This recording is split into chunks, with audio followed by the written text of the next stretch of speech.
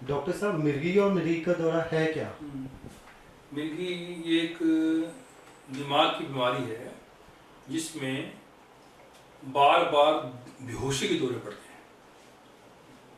इसमें दिमाग में इलेक्ट्रिक करंट होता है जो बढ़ जाता है, उससे दौरे पड़ते हैं और अपने आप ठीक भी हो जाते हैं। दौरा कब पड़े, कितनी देर के बाद पड़ेगा, कहना पॉसिबल संभव नहीं है। डॉक्टर साहब, मिर्गी क्या सामान्यतः देखने को मिलती है? हाँ, मिर्गी बहुत बहुत कॉमन है। ये अपने इंडिया में भी कम से कम 1 करोड़ लोग इस बीमारी से सफर करते हैं। डॉक्टर साहब, मिर्गी के अन्य प्रकार क्या होते हैं? मतलब कितने प्रकार की मिर्गी होती है? मिर्गी प्राइमरीली 2 तरह की होती है, जिसमें एक किसी कारण से होती है, एक बिना किसी कारण से होती है। कारण का मतलब है किसी को दिमाग का ट्यूमर हो, कि दिमाग में चोट लग जाए, किसी को दिमाग का बुखार हो जाए या केमिकल इम्बैलेंस हो जाए। और एक बिना किसी कारण की होती है, जिसमें हमें कोई कारण मिलता ही नहीं, उसे हम कहते हैं इडियोपैथिक एपिलेप्सी। डॉक्टर साहब, क्या किसी एक दौरे या घटना का यह मतलब है कि व्यक्ति को मिर्गी की बीमारी है? ना, ऐसा बिल्कुल नहीं है। बहुत बार ऐसे होता है कि एक दौरा पड़ गया, उसके बाद हो सकता है अगला दौरा कभी पड़े ही ना। आम तौर पे जब तक तो कोई पक्का कारण ना हो, 1 फिट के बाद हम दवाई नहीं देते। कारण हो तो बात अलग है, कब बिना कारण के फिट पड़ गया तो हो सकता है फिट उसको कुछ नहीं खाने के कारण पड़ गया हो, कोई ज्यादा थकावट से पड़ गया हो, या बिना किसी कारण पड़ गया हो। तो 1 फिट के बाद अगला फिट हो सकता है सारी उम्र ना पड़े, नेक्स्ट फिट फिर पड़ जाए तो देन वी इन्वेस्टिगेट किस कारण में पड़ा है। मिर्गी के दौरे के ट्रिगर्स क्या हैं डॉक्टर साहब? ट्रिगर तो एक तो ये है दवाई मिस हो जाना, राइट डोज ना लेना, नींद की कमी से हो जाना, ज़्यादा थकावट से हो जाना, या जो डायबिटिक पेशेंट है उनके डायबिटिक कंट्रोल में ना होना, या नशा करना, उससे मिर्गी दौरे पड़ सकते हैं, या भूख जो नहीं खाया उससे दौरे पड़ सकते हैं। मिर्गी का निदान कैसे हो सकता है डॉक्टर साहब? बिल्कुल, मैंने सही एक साइंटिफिक तरीका है मिर्गी निदान का। पहले हम कारण ढूंढते हैं, कारण का इलाज होता है। ये तो बहुत मेडिसिन मिलती है, लेकिन बेसिकली इसका इलाज मेडिसिन से ही है, दवाइयों से ही है। बहुत कम केसेस में ऑपरेशन की या सर्जरी जरूरत पड़ती है। तो क्या डॉक्टर साहब, आमतौर पे सोचा जाता है मिर्गी लाइलाज बीमारी है? नहीं, मिर्गी लाइलाज बीमारी नहीं है वास्तव में। कम से कम 10 में से 6-7 पेशेंट तो 3 से लेकर 5 साल में ठीक हो जाते हैं। बाकी हो सकता है कुछ 10 में से 1-2 केस को दवाई बहुत लंबी खानी पड़े, पर it is a controllable element. Doctor साहब, मिर्गी को कुछ महत्वपूर्ण जांचों के बारे में बताइए। जैसे मिर्गी के कारण ढूंढने के लिए कुछ जांच जरूरी होती है। जैसे प्राइमरी हम उसमें ईईजी करते हैं, जिसे कहते हैं इलेक्ट्रोएन्सेफेलोग्राफी। और दूसरा उसके आमतौर पर टेस्ट करवाते हैं जो होता है या सीटी स्कैन या एमआरआई ब्रेन। कोई ब्रेन ट्यूमर तो नहीं है, ब्रेन की चोट तो नहीं है, कोई ब्रेन में कोई दिमाग में कीड़ा तो नहीं है, दिमाग इन्फेक्शन तो नहीं है, जानने के लिए। डॉक्टर साहब, क्या मिर्गी ग्रस्त व्यक्ति मानसिक रूप से बीमार होते हैं? नहीं, बेसिकली मिर्गी एक मानसिक बीमारी नहीं है। ये अलग बात है कि मिर्गी के कारण कुछ लोगों को एंजाइटी की बीमारी हो जाती है, कहीं को डिप्रेशन हो जाता है, कुछ लोग इरिटेबल हो जाते हैं, या बार बार मिर्गी के दौरे पड़ने के कारण बुद्धि भी कम हो सकती है, मेंटल रिटार्डेशन हो सकती है। डॉक्टर साहब, क्या मिर्गी ग्रस्त व्यक्ति हिंसक होते हैं? ये कहना गलत है कि मिर्गी, जिसको मिर्गी हो वो हिंसक होता है। हाँ, ये अलग बात है। कई बार मिर्गी दौरे के दौरान, क्योंकि मरीज को आसपास का कुछ पता नहीं होता, तो वो डर के कारण यदि उसको रोके किसी काम करने से या उसको जबरदस्ती करें तो हो सकता है चिल्लाना शुरू कर दे, वो डर जाए। एज सच मिर्गी में आदमी पेशेंट जो है वो अग्रेसिव नहीं होता। डॉक्टर साहब, क्या मिर्गी छूने या खांसने से फैलती है? ना, मिर्गी छूत की बीमारी नहीं है। आमतौर पे लोग पूछते हैं कि साथ खाना खाने से बीमारी हो जाएगी, ऐसा नहीं है। मिर्गी ना तो छूने से होती है, ना साथ खाना खाने से होती है, ना खांसने से होती है।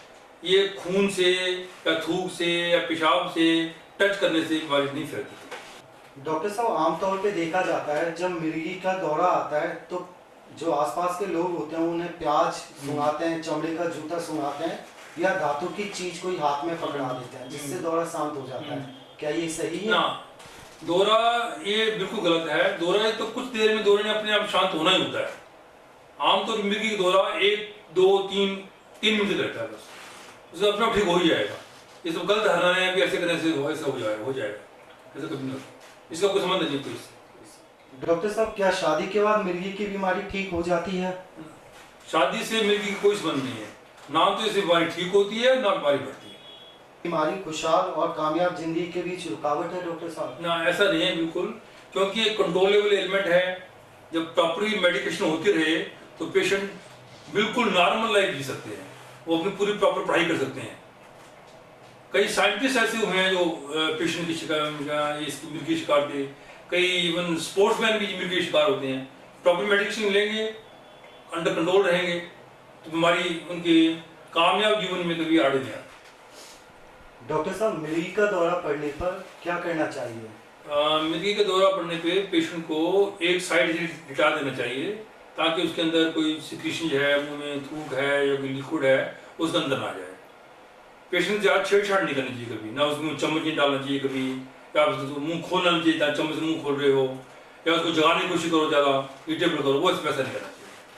डॉक्टर साहब, जैसे दौरा 2 या 3 मिनट से ज्यादा रहे फिर क्या करना चाहिए? तो पेशेंट को हॉस्पिटल में एडमिट कराना पड़ेगा। डॉक्टर साहब, जैसे मिर्गी को लेके समाज में जो भ्रांतियां फैली हुई हैं, उनको आप क्या संदेश देना चाहते हैं? उनका ये है, जैसे बाकी बीमारियां हैं वैसे ही मिर्गी एक बीमारी है, ये जिसका इलाज प्रॉपर कराओ तो बिल्कुल इलाज हो सकता है। और मरीज ये कोई देवी देवताओं का कोई शाप नहीं है, या कोई ये छूत की बीमारी नहीं है, और इसका प्रॉपर मेडिकेशन हो, प्रॉपर इलाज हो तो जो मरीज है वो नॉर्मल लाइफ जी सकता है और पूरे जो पढ़ाई कर सकता है, किसी प्रोफेशन में जा सकता है। इसमें कोई बीमारी कोई अड़चन नहीं आती कभी इसमें। और ना ये कोई वो जैसे कि देवताओं, जैसे आम लोग इसके इलाज कराते हैं, सयाने इलाज कराते हैं, भूत प्रेत का इलाज करवाते हैं, ये गलत है। डॉक्टर साहब, जैसे डिप्रेशन आजकल आमतौर पे देखा जाता है, हर उम्र पे देखा जाता है, तो आप थोड़ा विस्तृत चर्चा कर सकते हैं डिप्रेशन को लेकर? सर, ये डिप्रेशन या जिसे हम कहते हैं उदास मन, ये बहुत ही कॉमन, बहुत ज़्यादा कॉमन बीमारी है। किसी भी समय में 2 से 3% या 2 से 3% लोग इस बीमारी का शिकार होते हैं। ये बीमारी बेसिकली 2 तरह की है। एक तो किसी कारण से उदासी हो गई, जैसे कोई लॉस हो गया, कोई अपना कोई किसी की डेथ हो गई, या कोई किसी बिजनेस चला गया, एक तो किसी कारण से हो गई, हम कहते हैं रिएक्टिव डिप्रेशन। और बहुत बार डिप्रेशन बिना किसी कारण की होती है, इसे कहते हैं बायोलॉजिकल और इंडोजेनस डिप्रेशन, जिसमें दिमाग में कुछ हार्मोन होते हैं, उनका लेवल कम हो जाता है और ये डिप्रेशन की बीमारी हो जाती है। आमतौर पर इसमें होता है मन उदास रहना, नींद की परेशानी होना, नींद ना आना, भूख ना लगना, काम करने को मन ना करना, कभी रोना, या मरने के विचार आना, या कई बार मरने की कोशिश भी करना, अटेम्प्ट टू सुसाइड। और ये एक बीमारी ऐसी जिसका इलाज अच्छे ढंग से हो सकता है। कई बार डिप्रेशन अपने आप आता है, अपने आप चला भी जाता है। जैसे डिप्रेशन 1-2 घंटे या 2-4 घंटे आया और चला गया, नॉर्मल चीज़ सब में होता है। पर जब इतना ज़्यादा बढ़ जाए डिप्रेशन की, इसके लिए ड्यूरेशन ज़्यादा हो जाए और ये हमारे डे टू डे के काम में इंटरव्यू करना शुरू कर दें, तब इसकी इलाज जरूरत पड़ती है। बिल्कुल इलाज की बीमारी, इसकी बीमारी का इलाज अच्छे से हो सकता है। डिप्रेशन वाला पेशेंट मरीज जो है, बेसिक बात ये तो हमें ये देखना चाहिए इसमें पेशेंट की हम क्या हेल्प कर सकते हैं। जिनमें सुसाइड अटेम्प्ट, सुसाइड आइडिया आते हों, they need emergency treatment. Many time जो पेशेंट होते हैं डिप्रेशन के, दे गो अनडायग्नोज। कई बार डिप्रेशन के पेशेंट सिर्फ फिजिकल एलिमेंट से आते हैं, कईयों को हेडेक हो रहा है, बॉडी एक्शन पेन्स हो रही हैं, तो जब इनका पूरा इन्वेस्टिगेट करते हैं तो कुछ बातें नहीं मिलती हैं। सिर्फ डिप्रेशन के कारण ही ये फिजिकल एलिमेंट्स आती है। कई बार बॉडी एक्शन पेन का कोई कारण नहीं होता। Many times body action pain is the only symptom of depression. तो उन केसेस में यदि हम डिप्रेशन ठीक करेंगे तो ये कई बार ऐसे होता है, एक पेशेंट डिप्रेशन का तो उसमें कई बार दाखिल हो चुका होता है विदाउट एनी ऑब्वियस, और विदाउट उसमें कोई कारण नहीं मिलता। तो उस डिप्रेशन का यदि प्रॉपर इलाज हो जाए तो पेशेंट ठीक हो जाएगा। ये बिल्कुल ट्रीटेबल एलिमेंट है। आजकल इतनी बहुत अच्छी मेडिसिन अवेलेबल है इसमें, जिसका इफेक्ट 5-7-10 दिनों में आ जाता है। patient can recover fast. But its treatment it has to continue for minimum 3 to 4 months. उसके बाद मेडिसिन टेपर करते हैं और पेशेंट ठीक रहता है।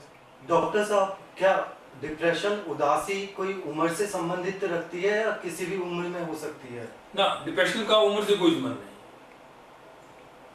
जो रिएक्टिव डिप्रेशन है किसी कारण से वो तो किसी उम्र में हो सकती है, और जो डिप्रेशन बायोलॉजिकल डिप्रेशन है यूजुअली इट स्टार्ट्स से एट द एज ऑफ